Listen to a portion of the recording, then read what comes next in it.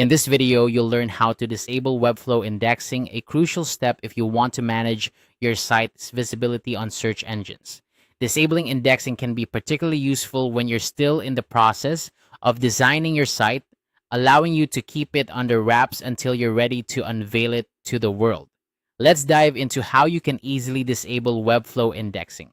First, you need to open your web browser and head over to webflow.com. If you haven't already logged in, go ahead and do so using your credentials.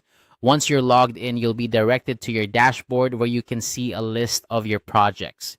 Next, locate the site you want to work with. Once you've found it, you'll see three dots next to the site name. Clicking on these dots will reveal a drop-down menu. From this menu, you'll want to click on the Settings option. This will take you to the settings page for that particular site. Once you're in the settings, you'll notice several tabs at the top. You'll want to click on the SEO tab. This section is where you can manage how your site interacts with search engines, making it an important area for controlling your site's visibility. In the SEO section, you'll find an option to disable Webflow subdomain indexing. This is crucial for preventing search engines from indexing your site before it's ready. Simply toggle this option to ensure that your Webflow subdomain is not indexed. However, there's an important note here.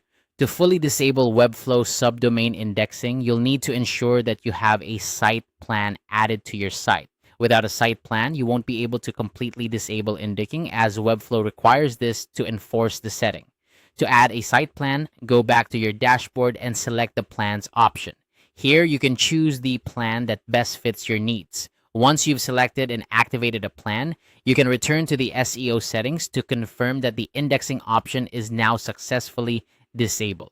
And that's it. You've now disabled Webflow indexing, ensuring your site remains private until you're ready to launch. If you ever need to make your site public, simply revisit these steps and adjust the settings accordingly. I hope this guide has been helpful in showing you how to disable Webflow indexing.